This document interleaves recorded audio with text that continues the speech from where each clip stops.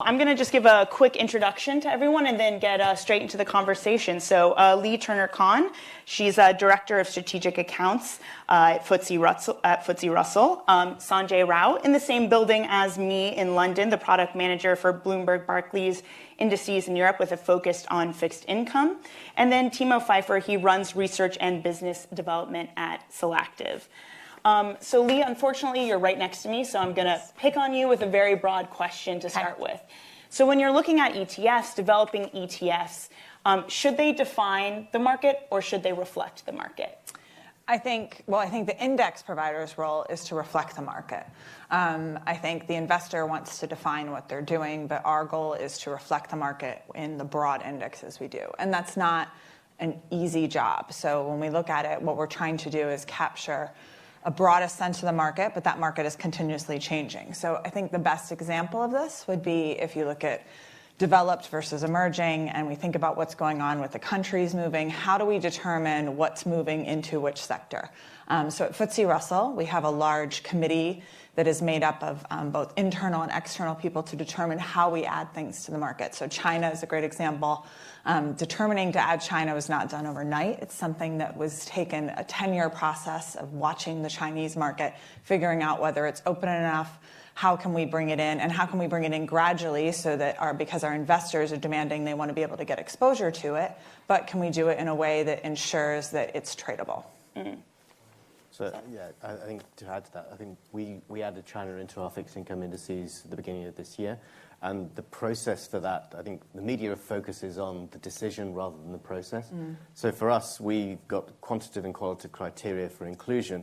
And the qualitative criteria involves an advisory council that we hold in New York, London, Hong Kong, Singapore, and Tokyo to discuss with clients what are the issues with a particular country. And so with China, if you think about who's involved in that, you have asset managers that are global in reach, like Vanguard, who can trade in every zone. You have large asset managers who have a strong regional presence, but a smaller international. And then you have large specialist asset owners who are very skilled, but only really have an office in one place. So they have to trade globally. So given the range of investors, and then if you look regionally, there's different investment styles. The US has been predominantly active.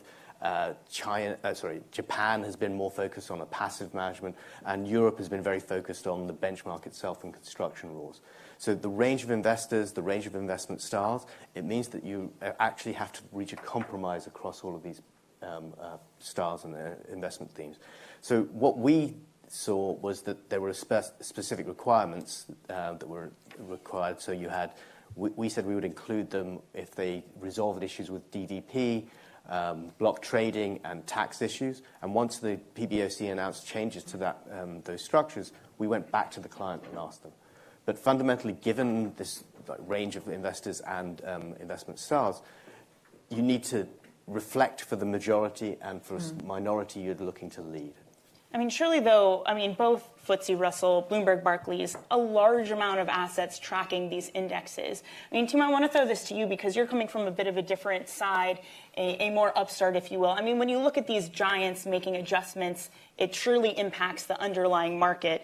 Do you think it should be concerning that there's this much power? Or did the process that both Lee and Sanjay are describing give you sort of comfort in the effects to the market that will have? So to your previous point of reflecting or defining the market, no opposing view here. Clearly, from an index perspective, sure. It's reflecting the market. And then to add to some of the points about the processes around it, yes, there's a lot of criticism, whether we're smaller guys or whether it's larger players. But the transparency is key and call it governance around it and the processes as you've described them. So it's not necessarily the index providers just making this decision randomly somewhere sitting in a corner and then surprising the outside world. It's much more like it should be an overall process involving the whole community, investors, and the wider market. However, having said that, we must be cautious, aware that there could be issues, that yes, some of these trends clearly are defining the market, influencing the market. So if we were to go to the very extreme and everything globally sitting in one index, and that's the one index committee or rule methodology is defining all of that and changing all of that, clearly there's an issue and an impact on the market. that just needs to be managed properly. And again, I'm repeating myself. I think the key word here is transparency. And Lee, do you think most index providers do a pretty good job of that, or should the investing universe take more caution, proceed with more caution, that perhaps there's some issues there in terms of index provider power that they're not aware of? I think, to go back on what Timo said, he's saying, it'd be a concern if there was one player defining the whole market. And we do have sort of some larger players at the top that control a big portion. And then we have a bunch of sort of up-and-coming players that are doing different things. And I think that's the right balance for competitive. Competition is healthy. I think I'm not worried. Where I come from, I've only been at FTSE Russell for 18 months, actually. I was at Morningstar before that for quite a long time. And when I came to FTSE Russell, I was quite impressed by the scale of the governance that it takes. And I think what was most impressive of that is how the investors influence that. And the feedback from the investors. So all of my clients that I oversee globally have said time and time again, we're so impressed with the way you set up the committees, how they take feedback, who they bring in, and that they are confident in the decisions we've made have had a very transparent process. So I think that it's about, just like Timo said, it's about transparency. And I think the big index providers, that's what they're doing really well. To that point, Amant, if you look at China and fixed income, we obviously have a strong presence with our global ag. The FTSE Russell's Citi Wigby does global treasury, and JP Morgan does EM. We've added China, but everyone's working through that process of discussing the changes in the market and how that reflects their investor community. And so it may be timing issues, but fundamentally the questions are the same, the investors are the same, and the discussions are the same. It's about when you make that decision, but we're all looking to reflect the market for that particular investor base. A smaller aspect to throw in here, just on back of some actual research work that we've done, I believe last year, in looking at the impact of some of those changes within the indices. The study was about US and Eurozone large caps. To just demonstrate, yes, around those decisions, there is an actually market impact, an implicit cost, if you like, that you bear as an investor around the rebalancings of some of those very large and concentrated indices. Not saying that, from that perspective, our indices are better, but it's making a case for competition, like you've mentioned it, and diversification, I think, at the end of the day, rather than having, everything centered on this one rebalancing date of some of the very large indices out there, rather than diversifying it across different, at the end of the day, indices and adjustment days. Yeah, Lee, would you ever recommend to people not just be in FTSE Russell indices that it's healthy to have a variation, or do you think it's fair that you guys produce good indices? It makes sense for people to use those. Of course, you should only buy FTSE Russell. No, I think when you think about it, one of the things that's interesting is there's these building blocks involved. So once you buy one, if you buy this company's emerging market, then you have a certain amount of position in one, so then you end up buying another. Because you need to have the balance. So we talked about the diversification that the banks are trying to do, and how we're trying to get the proper risk for our clients. And to do that, you have to put all the indices together, and to do the overlap, and I think Thomas Mertz said it, you need to understand what they all own. So it's a little easier sometimes to know what they all own if you use several. So actually where we're going, because where our clients want to do is not necessarily own the same equities, but they're asking about how to own fixed income as well. So FTSE Russell has both, because of the acquisition of Citi through which is our WGBI, the World Government Bond Indices, we now have access to equity and fixed income. So when I talk to the wealth providers and banks, what are they trying to do? They're trying to get better multi-asset. To do that, it's helpful if you could have fixed income and equity that have similar methodology. So we're trying to harmonize the data. So you go back to China, Sanjay and Bloomberg, they added China.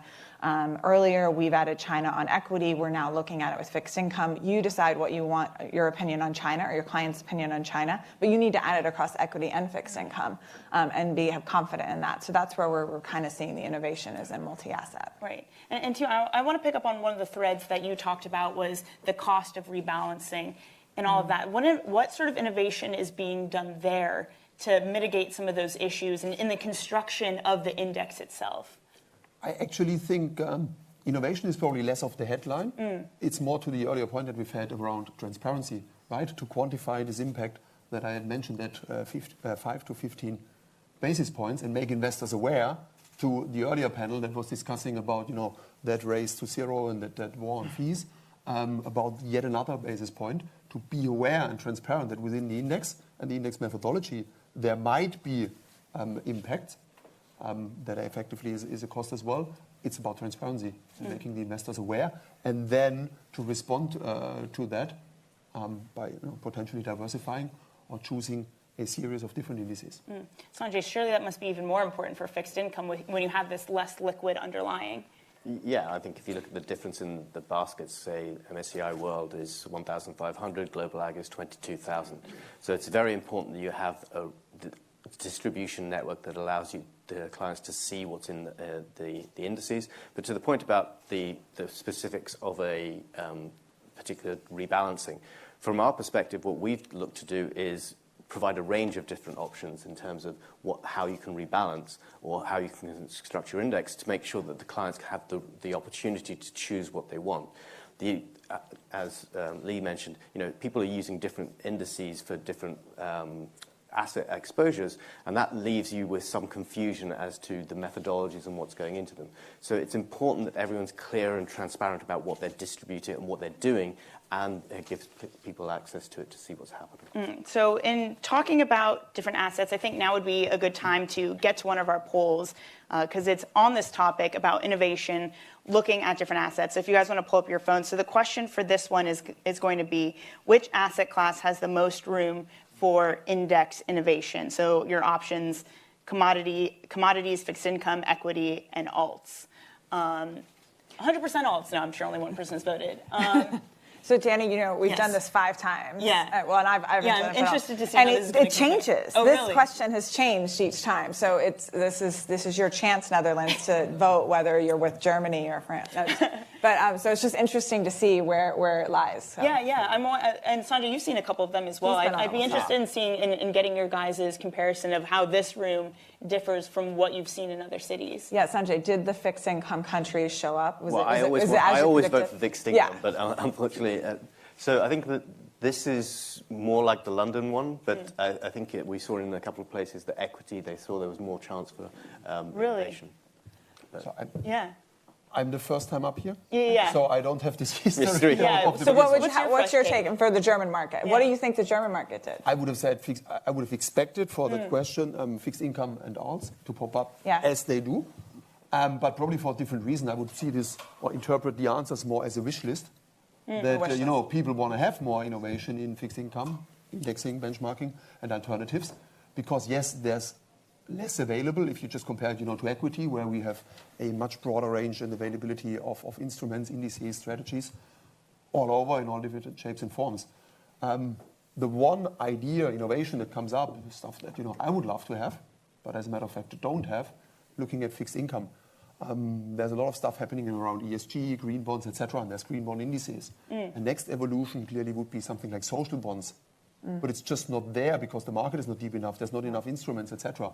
And that's then again, do I reflect or define the market? I would love to define it, but I can't if I don't have sufficient instruments. Right. I mean, we have no ESG. We have ESG fixed income. Well, and that's an interesting point because we started our disruption of market cap indices with our ESG offering in 2013.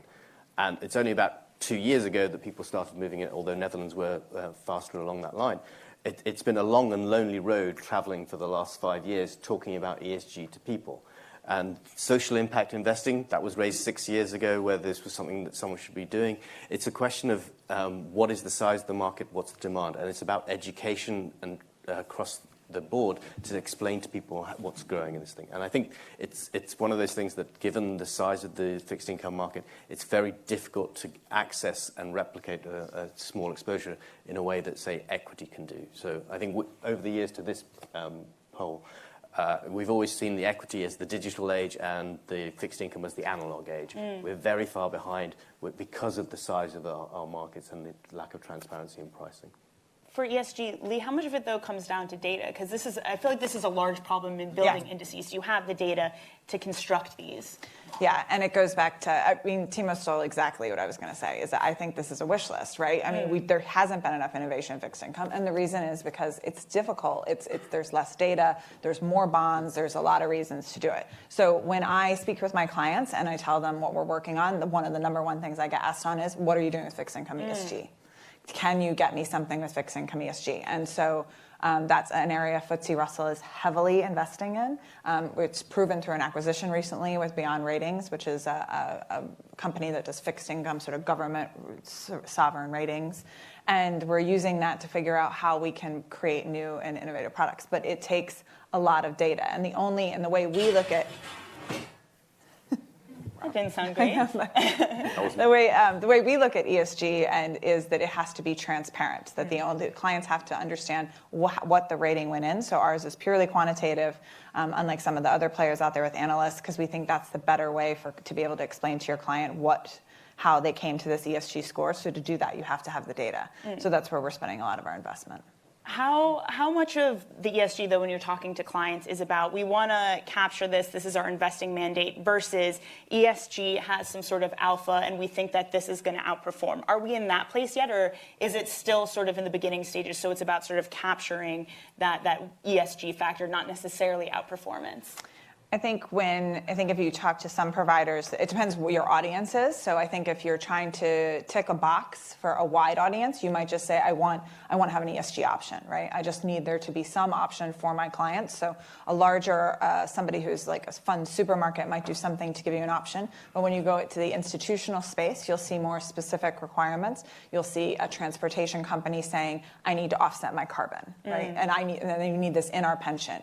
And we have very specific examples of what clients have asked for, something that defines exactly what their need is. And that's why I think when people ask, where are we going with ESG? Are we at the point where we can finally define this SRI score or the ESG? And I think the answer is no. And I don't think we'll ever be there, because ESG is continuously evolving. And every time it evolves with the data and with what we can pull in, it gives us another opportunity to change it. So it's very hard to standardize. So I think there's also a regional difference. The discussions we've had in fixed income, on the US side, they're all looking for ESG to provide an alpha. They're looking for optimized baskets. They're looking for a focused structure. Whereas in Europe, the conversation has much more been about what is the socially responsible investment that I can make? What is my long-term goal, and how can I make sure that I invest in the community and the country to achieve my return goals? And then that progression has gone to from ESG as a score to potentially how can I look at it as an investment theme, say low carbon. We've seen over the last 3 or 4 years that there's been a progression to say, okay, I want to invest in a low carbon type benchmark. You see the EU regulation trying to define what low carbon is. And the market itself is trying to work through that process to understand what would it be to have a low carbon benchmark. And I mean, Timo, you guys work directly, often making sort of custom indices for your different clients. What does the conversation tend to be around ESG? Is that becoming a larger portion? Has it stayed pretty steady? No, it's in every client conversation, on every panel, everywhere, ESG pops up as a topic. And to Lee's point, yes, data behind it and availability of data is the absolute key and essence of it. However, we're probably in the sweet spot being here in the Netherlands or Europe wider, where we are more advanced from an ESG perspective compared to some of the other parts of the world. But still, I think are only in early stages. So there's a lot of talk and hype up here. But then if you look at the actual assets that are still on a global scale down here, actually following ESG, and if someone starts to disagree, they will typically show us some simple exclusion lists of saying, hey, exclude this bunch of stocks, and I label it ESG. To me, that's not ESG. So we're at the beginning of the development. I think that will accelerate, moving from some simple basic exclusion lists into some actual impact.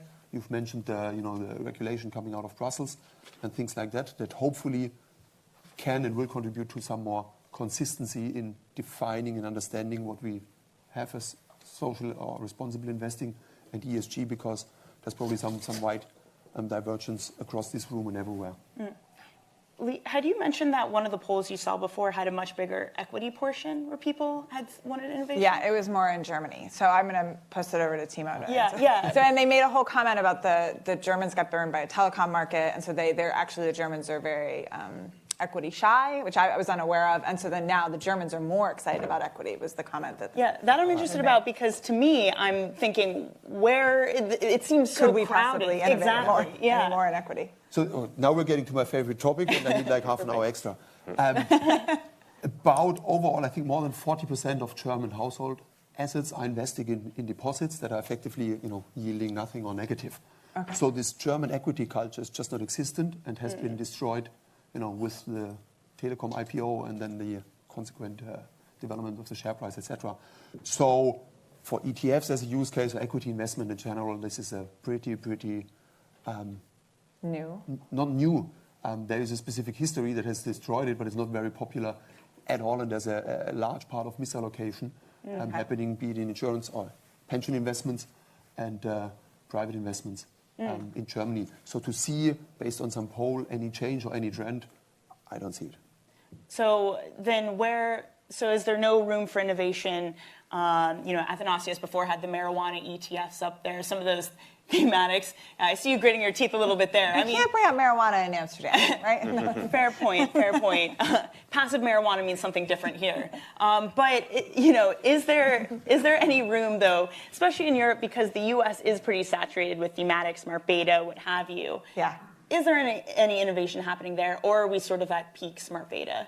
No, it's definitely a huge amount of innovation still left to do. I totally agree with what Rebecca said earlier. SSGA is a big proponent of looking at the factors, as long as, because the way the factor in smart beta works is, as long as you have an interesting thought on the market, you can figure out different ways to pull and push that. And so what we're trying to do is take the smart beta and overlay it with ESG as well. Okay. So how can you, do you have to do what kind of Timo said? Is it just exclusionary? Is that ESG where we just cut out a few stocks? It's making a portfolio better, but I don't think it's ideal.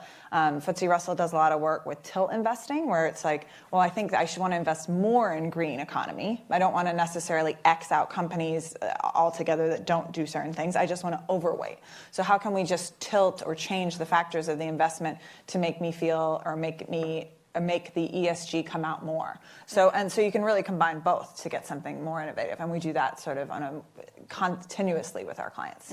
Actually, so I think when we launched our index family, ESG family, we had socially responsible screens, and then we had a separate ESG family.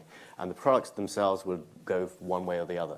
But over the last 4 years, what we've seen is that actually the products have then decided to combine both. It's one size fits all. They're trying to reach the broadest market they can with a single product. Yeah, I think what's really interesting is here, as we keep saying, so there's all this innovation, there's all these more products, and everyone's like, is that too many?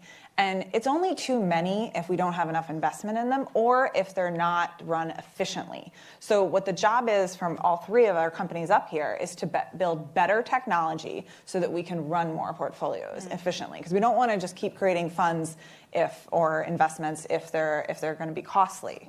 Right? And so that's what's driven down cost over the years. And now if we can find a way so that an ESG person running their pension can walk on and tick 5 boxes and overweight green and anti-gun and this, and then I just come to my portfolio, sort of the same way you can with like a managed account in the US where you're running thousands of portfolios for one retirement portfolio.